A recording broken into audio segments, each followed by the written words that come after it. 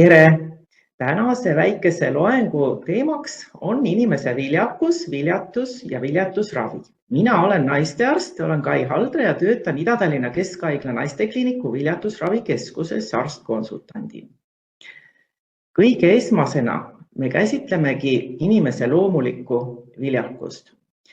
Siin on üks selline skeem, see on selline klassikaks saanud skeem juba ja kui te vaatate selle graafiku peale, siis vasakul servas on sündimuse määr 1000 abielu naise kohta. Abielu naise kohta sellepärast, et nagu te siit paremast tabelist näete, need andmed pärinevad mitme sajandi tagusest ajast. Et siis, kui rasestumisvastaseid meetodeid ei olnud ja oli selline hoiak ühiskondades, et lapsi peab sündima nii palju, nagu antud on.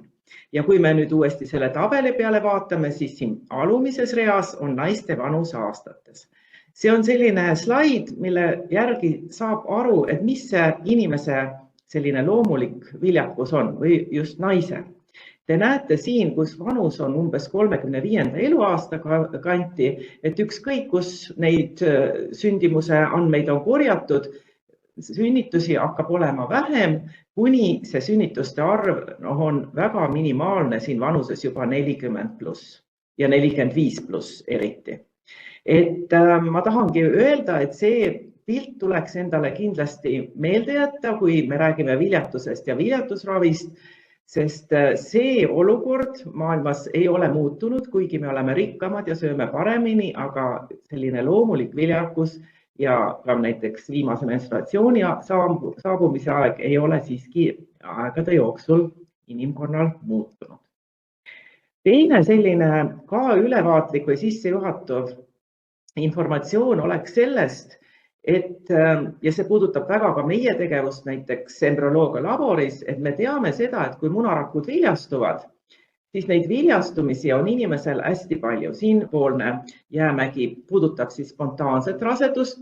Siin jäämäe alumises osas on näidatud, et kui palju munarakke üldse ühel inimesel nii-öelda võiks siis viljastuda ja kui palju neist jõuab üldse sellisesse faasi, on see järgmine kiht, mis võiks siis üldse emakani jõuda ja rasestumiseni jõuda, et järjest sellel teekonnal kuni sünnituseni see viljastatud munarakkude, embrüote ja juba siis kliiniliste raseduste, et see kadu on inimesel väga suur.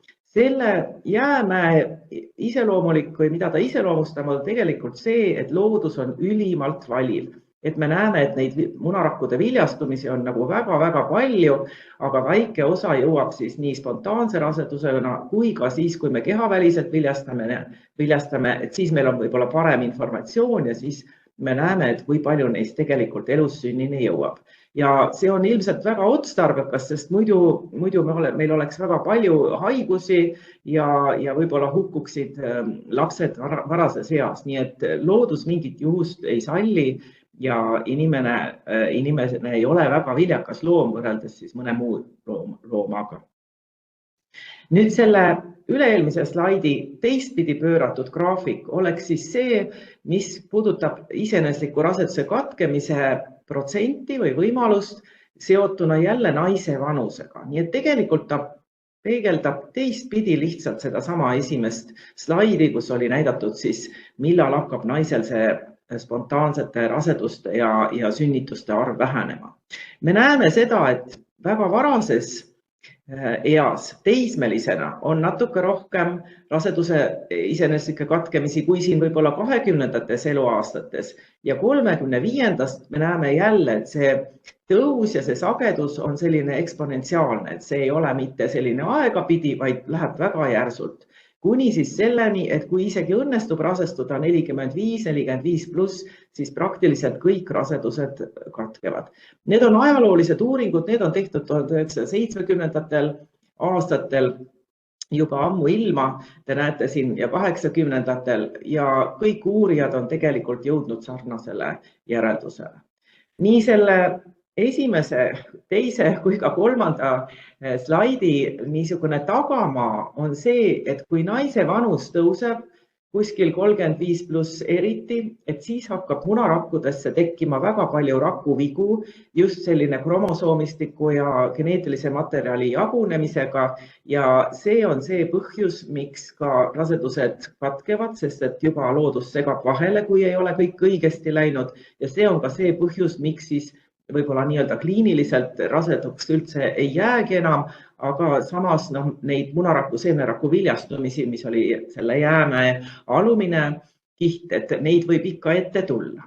See sissejuhatuse proloog on lihtsalt selleks, et nagu mõista, kus me omadega oleme ja võib-olla ka sõnum on see, et sellist loomulikku viljakust me mõjutada tänapäeval veel ei oska, seda munarakkude kvaliteeti kuidagi paremaks teha ei ole võimalik ja bioloogia ja loodus on ikkagi vägevamad kui meie.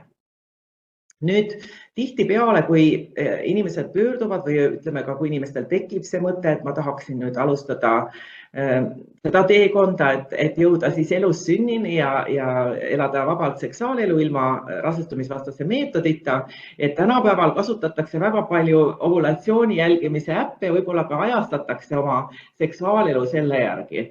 No viljatusravi osakonnas töötades ja nähes, milleni see võib viia, ma siiski soovitan seda mitte väga teha. Aga samas informatsiooniks on see slaid siit, et kus te näete, ovulatsioon on kujutatud ette siin selle nullina, et sellel graafikul on ovulatsioon ja siis on teisel joonel, mis on siis vertikaalne joon, seal on siis näidatud see tõenäosus rasestumiseks, olenevalt siis ovulatsioonist ja millal ovulatsiooni osas oli see seksuaalvahekord. Ja te näete siin, et see tõenäosus jälle on toodud siin vanus, sõltub vanusest ja teisalt siis enamus rasedusi tekivad nendest seksuaalvahekordadest, mis on kuskil 5-6 päeva jooksul siis ennem ovulatsiooni. See on ka see põhjus, et kuna see tegelik ovulatsiooni aeg on nii-öelda tagantjärele retrospektiivne, siis sellist ajastamist tegelikult nagu õieti polegi võimalik teha, et see tekitab palju stressi, asjatut stressi ja seda ei ole vaja.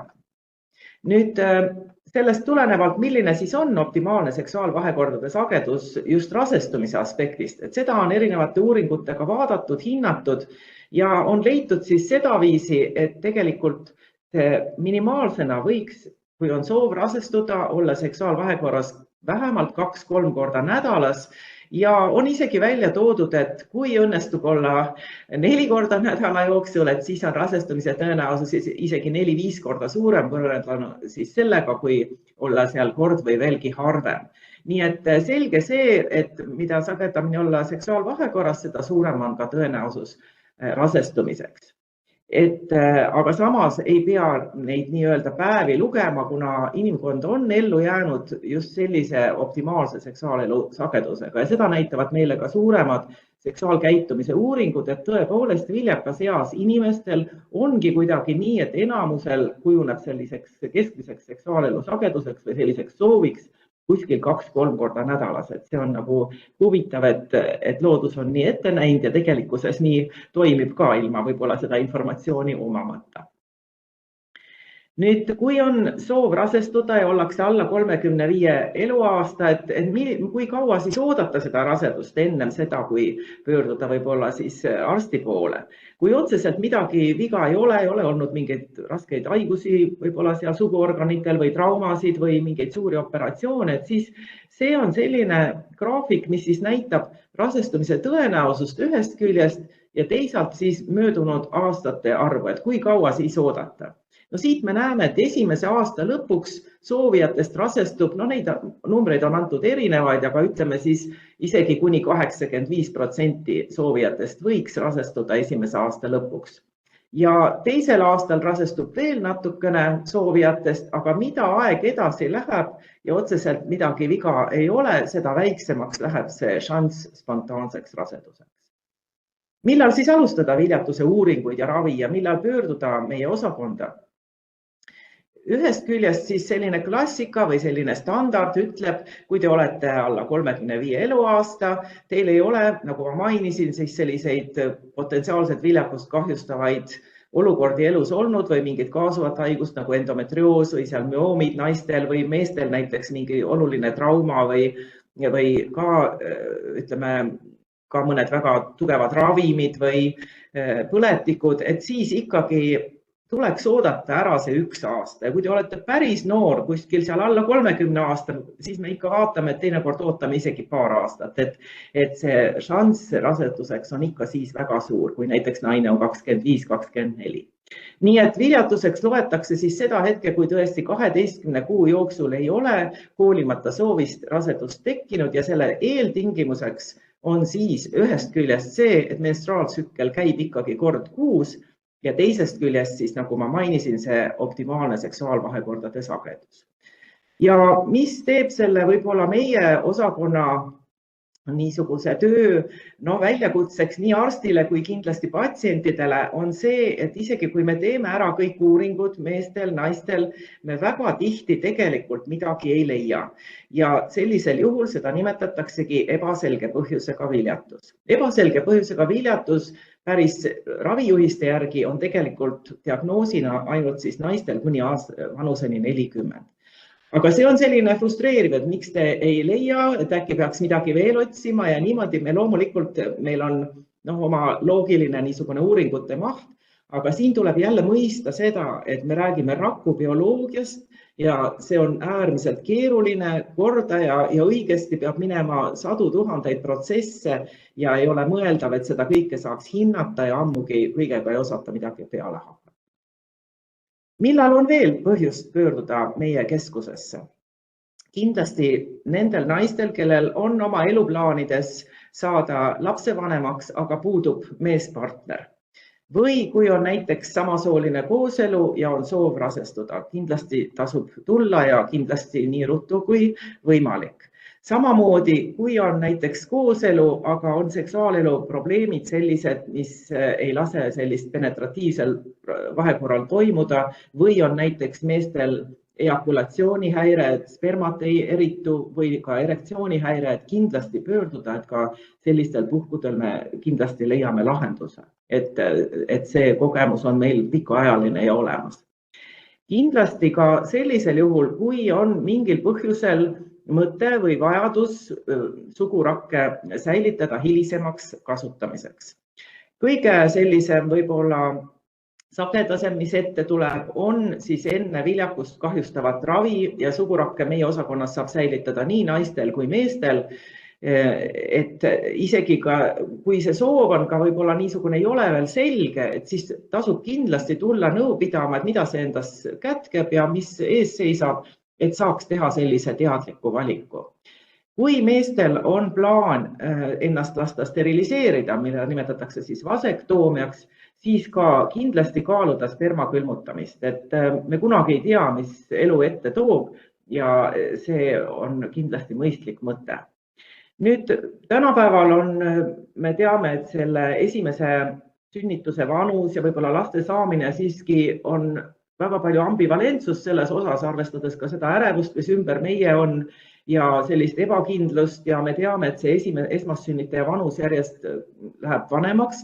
Eestis oli viimati ta peaaegu 30 eluaastat, et kui on oma eluplaanis ikkagi saada laps ja on selline tunne, et ei ole seda partnerit või ei ole kellega nagu sellele teekonnale asuda, et siis kindlasti võib mõelda ja kaaluda ka munarakkude külmutamist siis vanusest tuleneva viljakuslanguse ennetamiseks. Seda on kindlasti soovitav teha nii noorelt kui võimalik, enamasti ta kukub välja ikkagi 30. eluaastates. Ta ei anna otseselt garantiid, aga kui me võrdleme sellega, et see sama naine pöördub näiteks 40 või 45 eluaastaselt, siis ta on kindlasti suurem šanss oma munarakkudega rasestumiseks.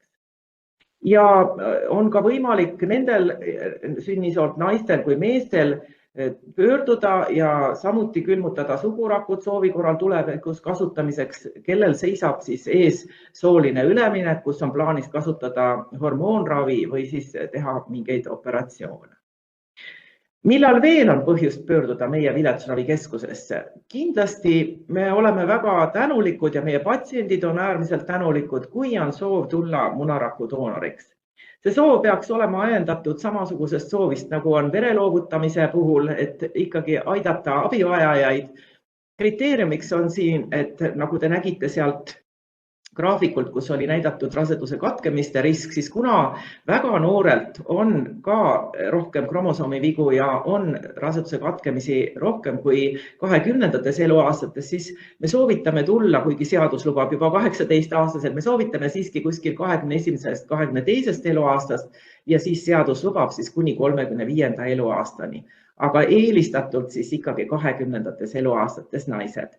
Naine peaks olema kindlasti nii vaimselt kui füüsiliselt terve, et ei oleks ka väga tõsiseid ravimeid kasutusel, aga nõustamisele võib ikka tulla, kui soov on, et me teeme ju väga põhjaliku tervisekontrolli ja juba see on nagu boonuseks, et saada teada oma enda viljakuse ja väga erinevate hormoonide ja muude näitajate osas. Muidugi sõel on väga tihe, sest et me tahame ikkagi teha oma parima ja siis oma kogemusele põhinevalt siis leida need kõige paremad doonorid. See doonorlus ei vähenda enda tulevikus, ütleme, rasestumise võimet või viljakust, et sellist ohtu nagu ei ole, aga see võiks olla jah selline tore panus. Nüüd, milles kehaväline ja milles seisneb siis emakasisene viljastamine? Et kui me siin viljatusravist räägime, siis kasutusel on peamiselt 2 meetodit ja see põhilisem võib-olla on siis see kehaväline viljastamine. Siin on üks selline skeem mul joonistatud. Siin on kujutatud siis emakas, munajuha, munasari ja siin on siis munarakk, nii-öelda, mis ta mikroskoobis siis paistab. Ja kui on tavapärane viljastumine inimesel, siis ongi niimoodi, et menstruaaltsükli keskel kuskil küpsenud munarakk, mis on viljastumisvõimeline, see vabaneb ja kui on hästi läheb, siis läbi selle munajuha jõuavad siia munajuha lõppu siis spermatosoidid, mis siis viljastab, millest siis üks viljastab selle munaraku. Nii et see toimub siis füsioloogilisena siin munajuha lõpuosas. See viljastatud munarakk hakkab siin siis jagunema, sellist järgmisel päeval nimetatakse seda sügoodiks, siis ülejärgmisel päeval on juba 4-rakkuline embro, 3 päeva pärast viljastumist juba 8-10-rakkuline, 4. päeval on selline kobar, seda nimetatakse moorulaks ja lõpuks siis 5.-6. päeval on selline inimloode, mille nimi on plastotsüst. Nii et tore on mõelda, et me kõik oleme sellised kunagi välja näinud. Plastotsüst on ta sellepärast, et siin on selline õõs ja sellest tihedamast osast siis sellest tuleb siis inimene. Ülejäänud osast siis platsenta ja lootekestad. Ja nüüd kehaväline viljastamine, nii nagu see termin ütlebki, tähendab siis seda, et meil on vaja võtta siis, meil on embrüoloogia labor, on vaja võtta sinna siis munarakud sellelt naiselt, mehelt või siis doonorspermalt või kust sperma pärineb, siis pärinevad seemnerakud ja see munaraku viljastamine toimub laboris. Me kasvatame laboris embrod, nii nagu ta siin on näidatud, mis muidu toimub munajuhas see protsess, see toimub siis meil inkubaatorites ja kui meil on, siis läheb 5-6 päeva mööda, enamasti see kadu siin on hästi suur, niimoodi, et kui me saame näiteks 15 munarakku ja saaksime 5 plastotsüsti, siis see oleks suurepärane tulemus ja siis 6 päeva hiljem näeme, kus me omadega oleme ja kui meil on olemas üks ilus plastotsüst, siis me saame viia selle siit läbi emakakaela juba naisele emakasse ja viljastada siis selliselt. Nii et kehaväline viljastamine tähendab seda, et kogu see embrüo arengu esimesed 5-6 päeva pluss kõigepealt siis munarakkude viljastumine, see toimub siis labori tingimustes. Kuidas neid munarakke siis saadakse ja miks neid nii palju on vaja? Nagu ma mainisin, siis see kadu ja nii nagu mäletate, oli see jäämäe tipud, olid sellised väga kitsad ja algus oli väga laialdane, täpselt sama toimub laboris ka, et siin on kujutatud ultrahelis siis munasari, et me anname siis menstruaaltsükli alguses juurde folliikulit stimuleerivaid hormoone, mis tähendabki seda, et stimuleeritakse munasar ja folliikuleid ja me püüame siis saada kuskil 20 folliikulit munarakku siis ühes sellises ettevalmistuses. Vahel saame vähem, vahel saame rohkem. See on täpselt nii, nagu kellegi see munasarja ehitus on. Ja siin ongi näidatud siis, et nii nagu umbes 2 nädalat läheb selle hetkeni, mis siin skeemil on, et sellise peenikese nõelaga ultraheli kontrolli all, see on siin ultraheli andur, see on siin naise emakas, naise keha me siis viime nõela nendesse põiekestesse, nagu siin on näha, kõik on väga hästi näha, et siin tänapäeval nagu suurt probleemi sellega ei ole. See toimub väikeses narkoosis, 5-10 minutit jääb inimene magama ja me aspireerime siis ära selle follikulaarvedeliku ja samal ajal siis laboris kohe embrüoloog siis otsib välja need munarakud ja paneb nad valmis niimoodi, et siis paari tunni jooksul saaks neid viljastada juba spermatosoidiga. Nii et see on nagu see munarakkude pool. Samal ajal kas siis sulatatakse doonorsperma või annab partnersperma, nii et samal ajal me peame siis saama ka seemnerakud. Kui need munarakud ja seemnerakud on siis seal kõik välja otsitud ja ilusasti olemas, siis on võimalik neid viljastada kahel moel. Siin on näidatud siis munarakk ja seemnerakud on ümber selle ja siit üks seemnerakk siis valib endale tee sinna munarakku. Teine variant on siis see, mis meil on ka väga laialdaselt kasutusel, on spetsiaalsed mikroskoobid, kus munarakk haaratakse sellise väikese pipeti külge ja viiakse siis juba ime peenikese nõelaga siis üksik seemnerakk munaraku sisse. Seda nimetatakse siis intratsütoplasmaatiline spermi injektsioon ehk siis munarakud tsütoplasmasse viiakse spermatosoid. Ja järgmisel päeval siis kontrollitakse viljastumist ja siis kasvatatakse neid embrüoid. No siin on näidatud 3. päeva embrüo, kuskil siis 80 rakuline. Siis võetakse see peenikese kateetriga ja juba siis viiakse naise emakasse. Jälle ultraheli kontrolli all, see kateetri ots on ilusasti näha ja siin on kujutatud, kuidas see protseduur välja näeb. Ja siin on kujutatud siis emakas, et kuidas me selle embrüo sinna emakasse paneme. Tänapäeval enamasti plastotsüsti faasis, vahel ka 2.–3. päeva embrüod. Nüüd tihtipeale on meie patsientidel see küsimus, et miks seda viljastumist ikkagi ei toimunud. Ja miks emaka limaskest ei võtnud seda või miks ta ei naksanud sinna. Ja seda on ka raske võib-olla mõista ja ma sellepärast tõin siia ära ühe sellise väga keerulise skeemi. Ma ei üritagi siin hakata neid lühendeid lahti seletama, aga selle asja mõte on see, et see protsess edasi, kui siin on toodud nüüd see plastotsüst, ta potsatab siia emaka limaskestale ja algab selline aktiivne kahekõne emaka limaskestaga. Et siit vabanevad teatud signaalid ja ained ja samamoodi siis peab olema see emaka limaskest vastuvõetav nendele signaalidele ja valmisoleku olemas. Nii et kui kõik läheb hästi, siis ta potsatab siia natukene sügavamale ja jällegi aktiveeruvad väga erinevad bioloogilised protsessid. Ja miks ma selle tõin, et kui keegi küsib minult, miks mul rasedust ei tekkinud, miks seda implantatsiooni ei toimunud, siis seda kinni võtta, kus täpselt see probleem oli või viga, seda lihtsalt kahjuks ei ole võimalik. See on väga frustreeriv ja väga selline ebameeldiv olukord, et nagu ise ei saa midagi teha, kontrolli olukordade üle ei saa omada ja vastuseid ka ei ole. Aga paraku see niimoodi on. Aga samas ma näitan pärast nagu seda edukust, et kui püsivust on, siis ühel hetkel me jõuame kindlasti sellise embrüoni, mille kahekõne selle emaka limaskestaga on selline, nagu ta peab olema ja kõik need protsessid lähevad nii, nagu nad peavad olema. Aga see on enamasti alati teekond. Nüüd, nagu ma mainisin, siis eelmine jutt oli siin praegu siis keha välise viljastamise kohta. Teine võimalus, mis meie osakonnas on ja mis on maailmas levinud, on ka emaka sisene viljastamine ehk siis intrauteriinne inseminatsioon. IUI on see tihtipeale see lühend, mida võib-olla olete kuskil kohanud. See on tihtipeale kasutusel eeskätt siis, kui ei ole meespartnerit. Et see võimalus on meil olemas, Eesti seadusandlus on ka äärmiselt liberaalne ja kindlasti seda võimalust tasub kaaluda. Eestis on lubatud siis 3 moel viljastada, see puudutab ka keha välist viljastamist. On kasutada siis oma partnerit, kui on olemas anonüümsed spermadoonorid või niinimetatud mittepartnerannetust. See mittepartnerannetus ja partnerannetus erinevad siis selles osas, et partnerannetuse puhul see sperma annetanud mees saab lapsevanemaks, mittepartnerannetuse puhul tal nagu sellised legaalsed soovid ja õigused lapsele puuduvad. Et juriidilisi nüansse on palju.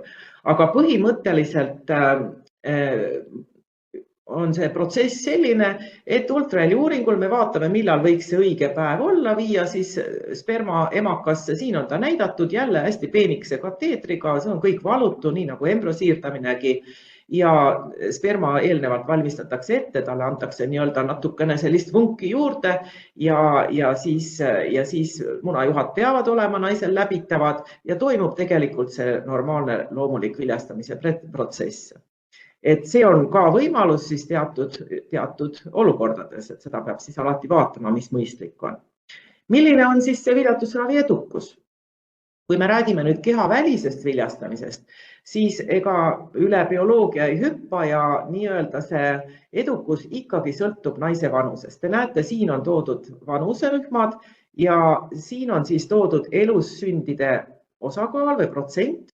Ja mis on hästi oluline, et siin on need viljastamiskatsete arv nii-öelda, et mitu korda on seda embrüot siis viidud sinna emakasse. Nagu ma mainisin, kui meie osakonda tulla on viljatuse probleem ja on plaanis kehaväline viljastamine, siis kindlasti on see teekond. Et te näete, peab olema seda rahu ja püsivust ja enamus tsükleid ikkagi lõpeb ju mitte rasedusega. Kui me võtame kõik nii-öelda viljatusravi tsüklid, mitte nüüd inimest pidi kokku, siis on ju 30% see kõigist meie ettevõtmistest või embrüosiirdamistest on kuskil elussünd.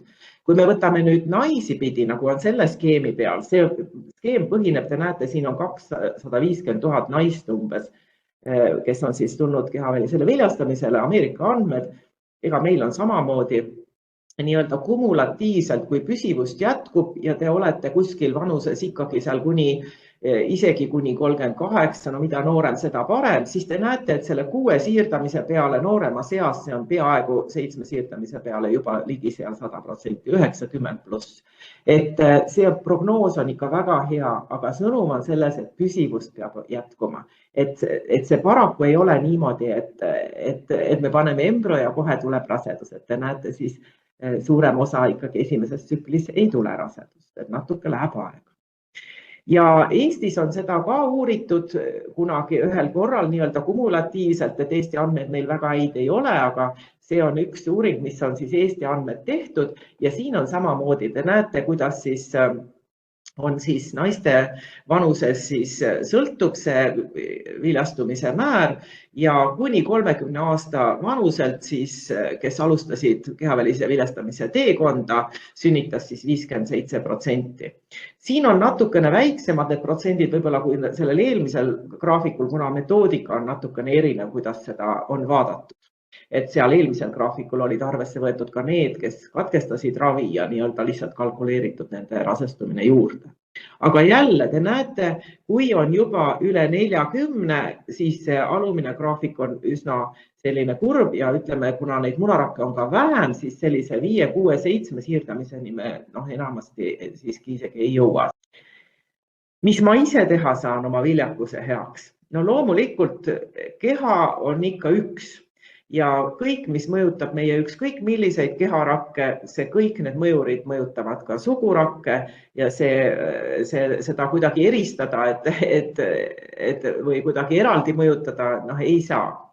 Nii et loomulikult tervislikud eluviisid, nagu me siin palju oleme rääkinud, kehakaal, uni, ütleme, liikumine, püüda stressi vältida ja ma tahangi juhtida tähelepanu, et kindlasti see teekond meie osakonnas see võib olla stressirohke, mitte alati, aga ikkagi see vahel võib olla, et oleneb ka sellest, mis muud stressid inimesel elus on, et meil on võimalik alati pakkuda ka psühholoogilist abi, meil on Ida-Tallinna Keskhaiglas kliinilised psühholoogid, kui see vajadus on ja on Tervisekassa kindlustus, siis see abi on tasuta.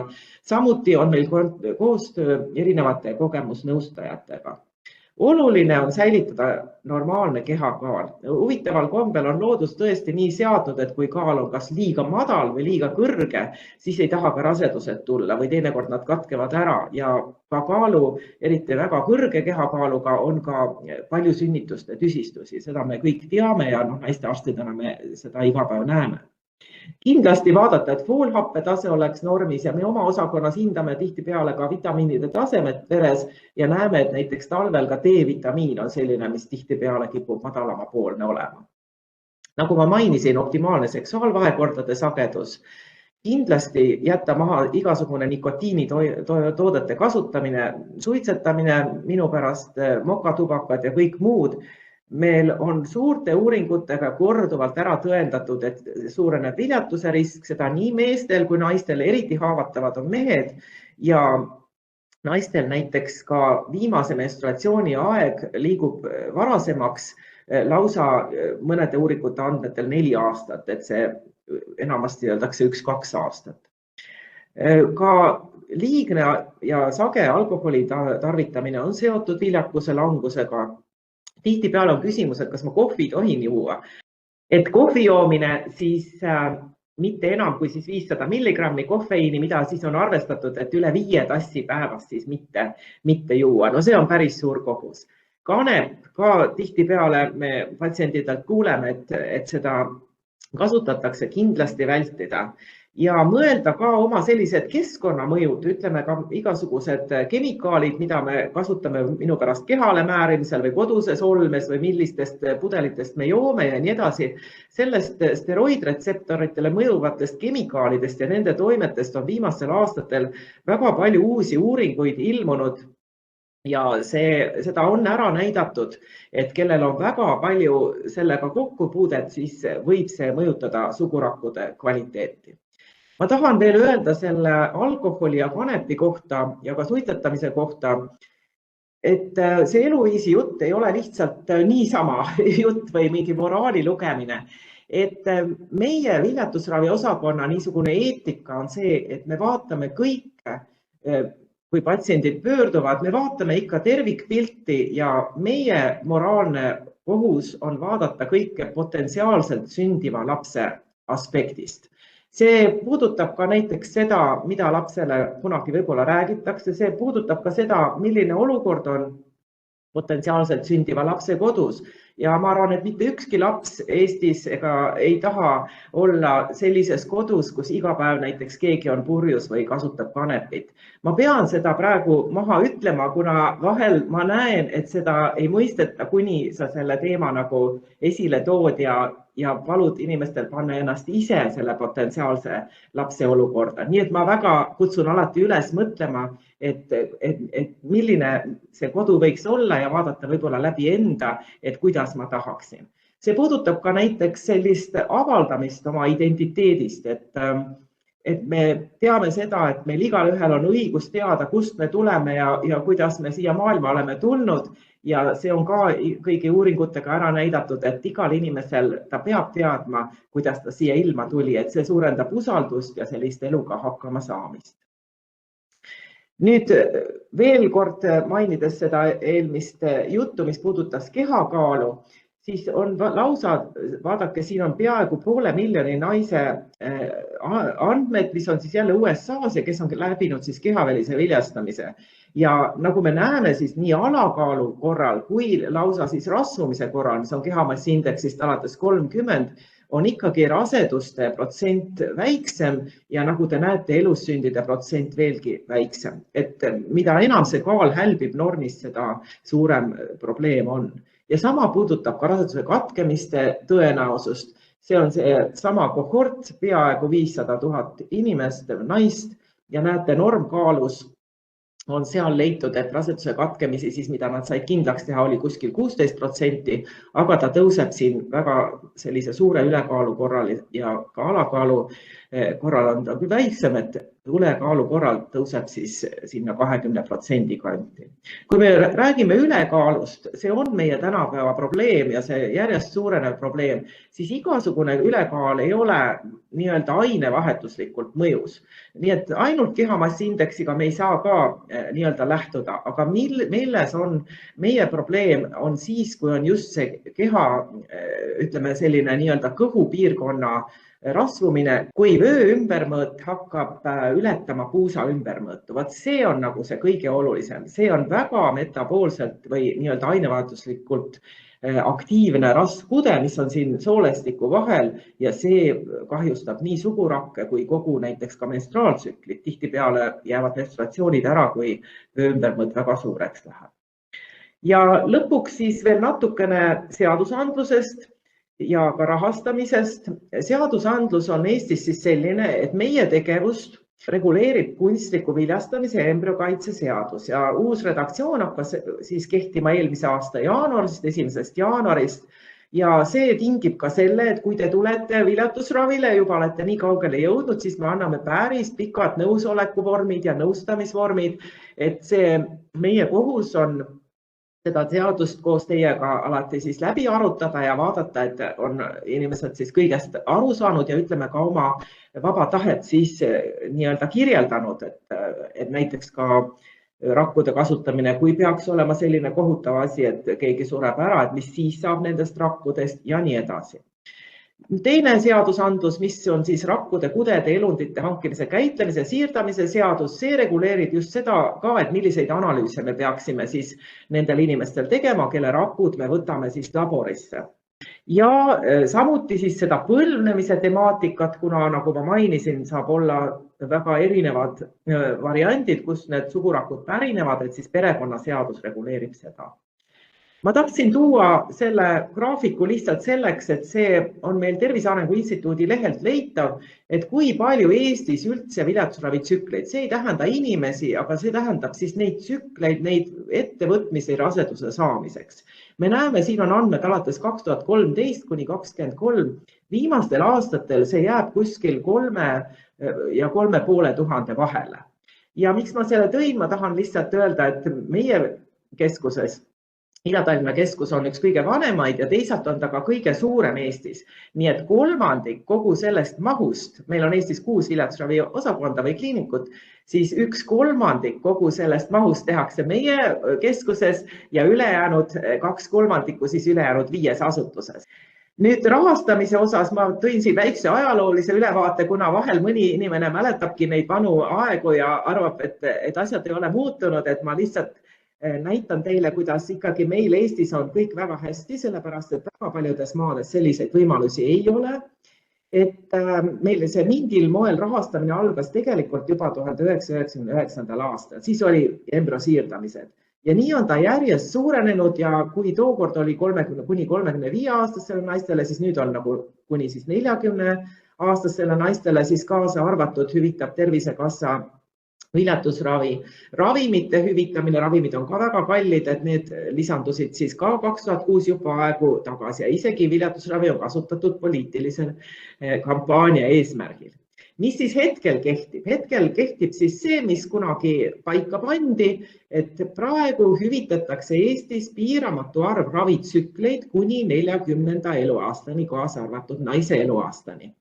See puudutab siis just kehavälist viljastamist. Nüüd alates 2019 hüvitatakse ka sugurakkude külmutamine ja edasine säilitamine 7 aasta jooksul, siis enne neid võimalikke ravisid, need võivad olla näiteks keemiaravi, mõni operatsioon, mõne väga sellise tugeva ravimi kasutamine või ka sooline üleminek näiteks, siis enne potentsiaalset viljakust kahjustavat ravi siis naistele kuni 35. eluaastani ja meestele kuni 40. eluaastani.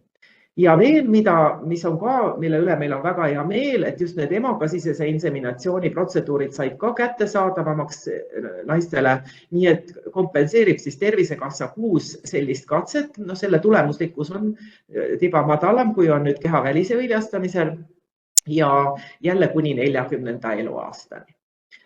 Tahangi siis juhtida tähelepanu, et meie keskus on asutatud 1996. aastal, nii et juba üle 28 aasta töötab. Need inimesed, kes olid asutamise juures, osakonna juhataja dr. Tiina Loog, siis embrüoloogia labori juhataja dr. Aleksandr Trošin ja ka ämmaemand Rutt Tessi, nemad on kõik praegu tegusad ja tegevad ja oma positsioonidel ja te võite ette kujutada, kui pikk ja põhjalik kogemus siit tuleneb. Ja ma tahan veel juhtida tähelepanu, et meil oleme loomulikult kursis, mis on rahvusvahelised standardid ja käime kongressidel ja niimoodi, et meie laboris töötab ka siis Eesti ainus Euroopa emaorganisatsiooni, meil on olemas Euroopa viljatusravi selts, selline suur ESHRE nimetatakse, selle poolt sertifitseeritud embrüoloog on siis Joanna Nahku. nii et see ühest küljest see pikaajaline kogemus, et see akumuleerub ja teisalt siis on ka nüüd ikkagi ainsana Eestis siis on Euroopa tasandil ka ära tõestatud pädevus, nii et need asjad käivad nagu koos. Teeme tihedat koostööd Tartu Ülikooli meestekliinikuga, nii et meil on ka meestearsti vastuvõtt. Doktor Kristjan Pomm vajadusel saame edasi saata meestekliinikusse ja meil on ka koostöö kindlasti geneetikutega, kui on selline vajadus ja kui näiteks on vajadus meestel teinekord spermatosoidid üldse kätte saada, munanditest on vaja hoopis kirurgiliselt teel eemaldada, siis on meil loomulikult oma haigla uroloogia osakonnaga, nii et sellised koostöövõrgustikud on meil hästi tihedad, igapäevased ja ammu nii-öelda paika loksunud.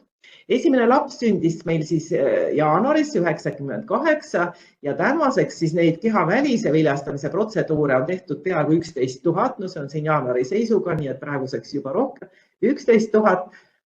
Neid külmutatud embryote siirdamisi, et meil on ju niimoodi, et kui me embryo siirdame, aga kui me saame rohkem embryoid selle kehavälise viljastamise eesmärgil, siis me need külmutame, et siis edasiseks kasutamiseks. Nii et neid 5500 on külmutatud embryote siirdamisi ja meie tegevuse tulemusena on siis sündinud tänaseks 3731 last. Lisalugemist leiate kindlasti Ida-Tallinna Keskhaigla veebilehel nii selle viljatuse kunstliku viljastamise kohta, seal on erinevates keeltes, eesti, vene, inglise keeles, meestele tehtavate analüüside kohta, see on meie ka igapäevane tegevus, kui keegi soovib oma spermaanalüüsi anda, vaja on saatekirja ja saab selle meie osakonnas teha, et ka see on seal olemas, pluss siis teenuste hinnakiri on alati see kõige viimane versioon seal olemas. Nii et meile saab pöörduda otse, ei ole vaja otseselt saatekirja, tuleb panna lihtsalt arstile aeg. Meie suur palve ja soovitus on see, et kui on olemas kaaslane, isegi kui see aeg on nii-öelda naistearstile, palun tulge koos kaaslasega, kohe esimesel korral. Et me tahaksime alati, kui on osalemas mitu inimest, me tahaksime, et inimesed oleksid samas inforuumis ja saaksid kodus edasi arutada, et see on tihtipeale selline mõtlemist oma peas koha leidmise ja arutamise nii-öelda valdkond, kus ei olegi nii mõeldud, et te tulete arsti vastuvõtule, kohe on kõik selge. Et siin on vaja väga palju informatsiooni juurde saada ja aega endas nagu selgusele jõuda. Ja see on alati väga hea, kui te saate tulla koos kaaslasega, kui kaaslane on olemas. Ja aitäh kuulamise eest!